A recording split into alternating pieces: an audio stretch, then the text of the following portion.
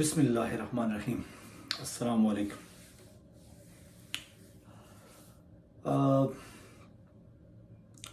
آپ لوگوں نے ولچرز کے بارے میں تو سنا ہوگا کہ ولچر جو ہے ایک خاص قسم کا پرندہ ہے، خونخوار قسم کا پرندہ ہے جس کو اردو میں گدھ کہتے ہیں، اور اس کی کچھ خصوصیات ہیں۔ مثال کے طور پہ یہ مردار جانور کھاتا ہے، اس سے محنت نہیں ہوتی ہے، یہ کہتا ہے کسی طریقے سے جو ہے نا تیار پہ سب کچھ مل جائے، اور اس کے علاوہ اس کا پیٹ نہیں بھرتا ہے، یعنی یہ کھاتا ہے اور جب تھوڑا اس کو اپنا سٹمک ہیوی لگتا ہے تو یہ ادھر ادھر بھاگتا ہے اور پھر منہ سے گند نکالتا ہے، اور پھر اس کو جو ہے نا وہ یعنی کھانے کی طلب ہوتی ہے اور یہ پھر آتا ہے پھر کھاتا ہے، تو یہ اس کا سلسلہ ہے۔ اب میں گدھ کی مثال کیوں دے رہا ہوں؟ اس کی وجہ یہ ہے کہ بیسیکلی ہمارے معاشرے میں بہت سارے ایسے لوگ موجود ہیں جن کی جو عادات ہیں وہ گدھ سے ملتی ہیں، یعنی وہ بھی بے تحاشا کھاتے ہیں، جائز ناجائز، لیکن ان کا پیٹ نہیں بھرتا ہے اور ان کی طلب جو ہے وہ اس میں اضافہ ہو جاتا ہے، ان کی طلب میں کمی نہیں آتی ہے۔ آپ اپنے آس پاس نظر دوڑائیں، چلیں آپ ایک چھوٹے سے جو ہے وہ کلاس 4 سے شروع کر لیں، جو ہمارے ہاں دفتروں میں کلاس 4 ہوتے ہیں، یا جو چپڑاسی ہوتے ہیں، یا جو کلیریکل سٹاف ہوتا ہے، مطلب ہے وہ کیا کرتے ہیں؟ آپ کا اگر کوئی کسی سرکاری دفتر میں کوئی جو ہے اللہ نہ کرے کوئی کام پڑ جاتا ہے تو اس جائز کام کے لیے جو ہے بغیر پیسے دیے آپ کا کام نہیں ہوتا ہے۔ پہلے آپ نے جو ہے نا وہ چپڑاسی کو دینے ہوتے ہیں یا کلرک کو دینے ہوتے ہیں، ٹھیک ہے نا، اس کے بعد آپ کی فائل جو ہے وہ ایک ٹیبل سے دوسرے ٹیبل پہ جاتی ہے، ادروائز تو آپ جو ہے نا وہ لگے رہیں کچھ بھی نہیں ہوگا، ٹھیک ہے نا۔ تو یہ تو مطلب ہے کہ نچلے طبقے کی بات ہے۔ اسی طرح جو پٹواری حضرات ہوتے ہیں وہ بھی آپ کو پتہ ہے، ان کے اگر دفتر میں کبھی اتفاق ہوا ہے تو آپ جائیں وہاں پہ، بغیر پیسے دیے آپ کا کام نہیں ہوگا۔ ان میں کچھ لوگ تو کسی حد تک مجبور بھی ہوتے ہیں، لیکن اس کو پھر بھی ہم جائز تو نہیں کہہ سکتے ہیں۔ اسی طریقے سے آپ تھوڑا سا پھر جو ہے افسران کی طرف آ جائیں، ایک ایس ایچ او جو ہے وہ پولیس اسٹیشن کا جو ہے وہ سربراہ ہوتا ہے، وہاں پہ آپ جائیں، وہاں پہ آپ کے ساتھ کیا سلوک ہوتا ہے؟ ایک حوالدار ہو گیا یا ایک اے ایس آئی ہو گیا یا سب انسپیکٹر ہو گیا، ٹھیک ہے نا، وہ آپ کوئی مسئلہ لے کے جائیں تو وہ جو ہے آپ کو کس طرح سے انٹرٹین کرتے ہیں۔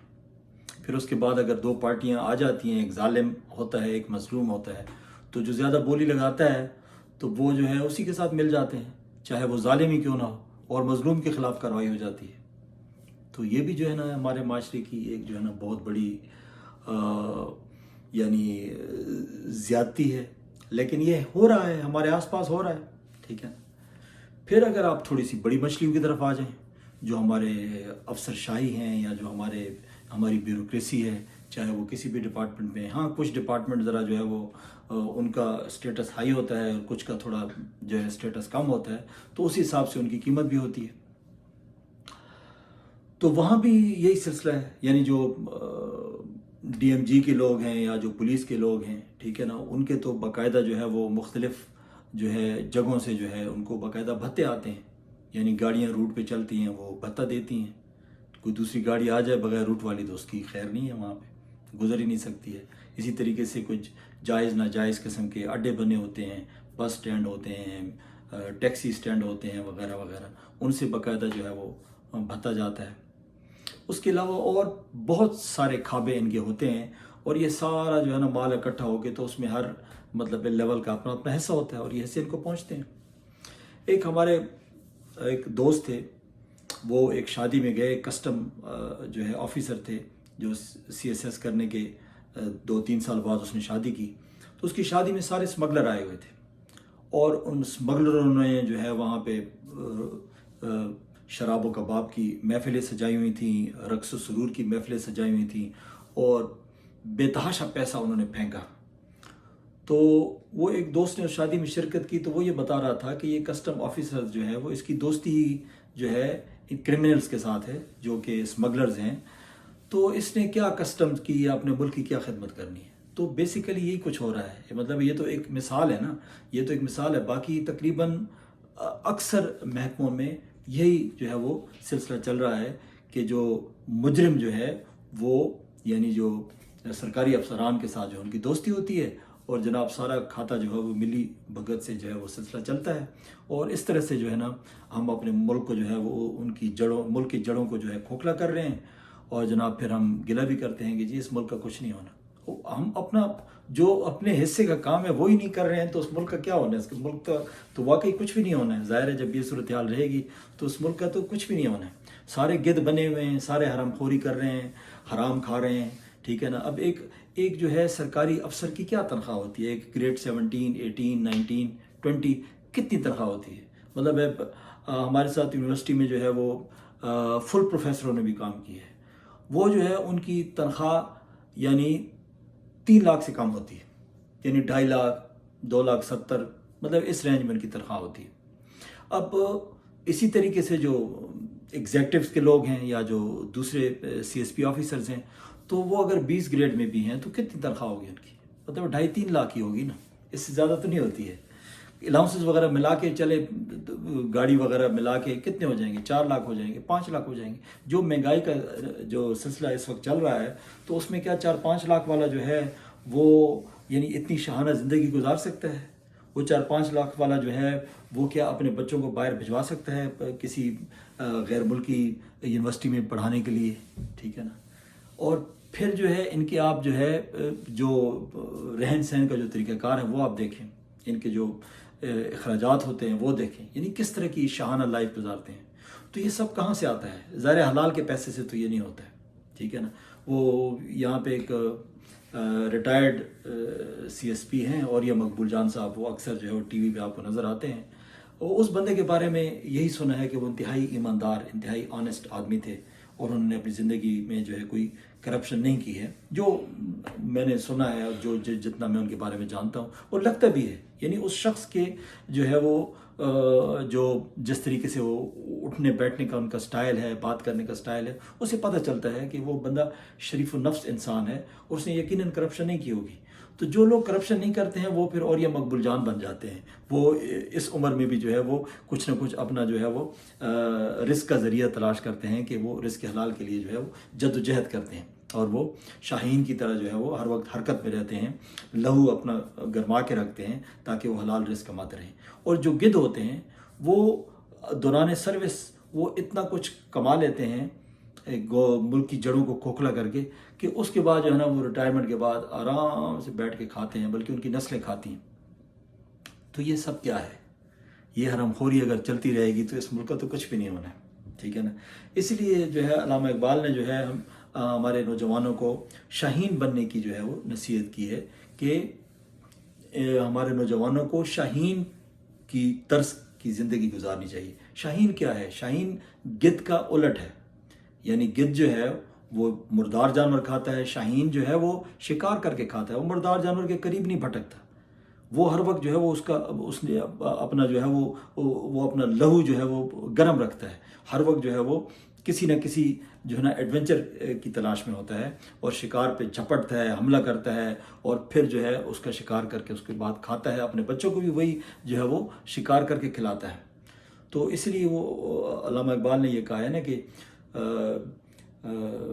نہیں تیرا نشیمن کسر سلطانی کی گنبد پر، تو شاہی ہے بسیرا کر پہاڑوں کی چٹانوں پر. یعنی علامہ اقبال یہ کہتا ہے کہ اپنی پرواز کو اونچا رکھو، یعنی بادشاہوں کی جو ہے نا وہ پیروں میں نہ بیٹھو. یہ کسی کے گھر میں اپنا گھونسلہ نہ بناؤ کہ تمہیں جو ہے نا کھانا پینا وہاں سے جو ہے نا تیار مل جائے گا، بلکہ اپنے رزق کے لیے جو ہے اونچی پرواز کرو اور خود محنت کرو اور خود جو ہے نا وہ محنت سے کما کے کھاؤ. تو یہی درس جو ہے وہ علامہ اقبال نے دیا ہے. اس لیے وہ شاہین کا جو ہے نا ہمیں جو ہے وہ تلقین کرتا ہے کہ ہم شاہین کی طرز کی زندگی گزاریں. اب جو ہے یہ تمام جو مسائل ہیں، حرام خوری کے جو مسائل ہیں، یہ جو ولچرز ہمارے معاشرے میں جو پیدا ہو گئے ہیں اور میجارٹی ہے، کوئی تھوڑے لوگ نہیں ہیں، بہت زیادہ ہیں. اب ان کا علاج کیا ہے؟ بڑا مشکل سوال ہے، ان کا علاج کیا ہے؟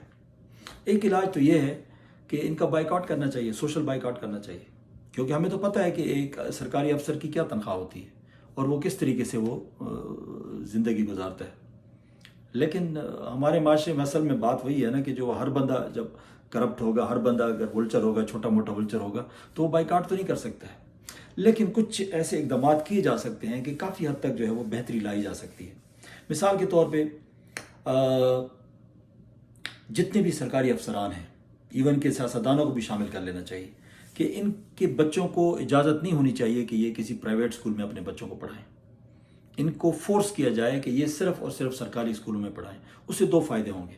ایک تو یہ ہے کہ ہمارے سرکاری اداروں کا جو معیار ہے، معیار تعلیم بہتر ہوگا، اور دوسرا یہ ہے کہ ان کے بچے جو ہے وہ سرکاری اداروں میں پڑھیں گے اور عام آدمی کے بچوں کے ساتھ پڑھیں گے. ٹھیک ہے نا، ایک تو یہ فائدہ ہو گیا. ایجوکیشن کا نظام اس طریقے سے بہتر ہو سکتا ہے. پھر دوسرا یہ ہے کہ ہسپتالوں میں ان کے جو فیملی کے لوگ ہیں ان کو صرف اور صرف گورنمنٹ ہسپتالوں میں جو ہے وہ علاج کی اجازت ہونی چاہیے. پرائیویٹ ہسپتالوں ان کے اوپر بین ہونے چاہیے. اس سے بھی یہی فائدہ ہوگا کہ ایک ہمارے جو سرکاری ہسپتال ہیں جہاں پہ غریب آدمی جاتا ہے، تو وہاں پہ جو ہے ان کے لوگ بھی جب جائیں گے تو ان کی حالت بھی بہتر ہوگی. تو یہ کم از کم 2 مسئلے تو ہمارے حل ہو جائیں گے. ایک ہمارا ایجوکیشن کا مسئلہ حل ہو جائے گا، دوسرا ہمارا ہیلتھ کا مسئلہ حل ہو جائے گا. اور یہ بہت بڑے مسائل ہیں کیونکہ زیادہ تر اخراجات جو ہے انہی اس میں ہوتے ہیں. اس کے بعد پھر تیسرا اس کا حل یہ ہے کہ جتنے بھی سرکاری افسران ہیں یا جو سیاستدان جو حکومت میں رہتے ہیں، ان کا جو ہے وہ جب بھی وہ مطلب ریٹائر ہوں یا جب بھی جو ہے نا وہ اسمبلی اپنی مدت پوری کرے، تو ان کے اثاثوں کی چھان بین کا ایک ایسا کوئی میکینزم ہونا چاہیے کہ دیکھنا چاہیے کہ آیا انہوں نے جو ہے حلال پیسہ کمایا ہے یا حرام طریقے سے پیسہ کمایا ہے، اور ان کے ایسٹس کی چھان بین ہونی چاہیے اور اس کے بعد ان کے خلاف جو ہے نا کارروائی ہونی چاہیے. لیکن اس کے لیے پھر ایک اسٹرانگ گورنمنٹ کی ضرورت ہے جس کے پاس 2/3 میجارٹی ہو. ایک سسٹم کی ضرورت ہے، آنیسٹ لوگوں کی ضرورت ہے. وہ کہاں سے آئیں گے؟ یہ ایک بہت بڑا سوال ہے. تو بہرحال گزارش یہی ہے کہ ہمارے معاشرے کے جو گدھ ہیں، جو ہمارے معاشرے کے جو ولچرز ہیں، یہ ہمارے ملک کی جڑوں کو کھوکھلا کر رہے ہیں. تو ہمیں چاہیے کہ ہم جو ہے ان ولچرز کی نشاندہی کریں اور ان کو معاشرے میں عزت ہم نہ دیں.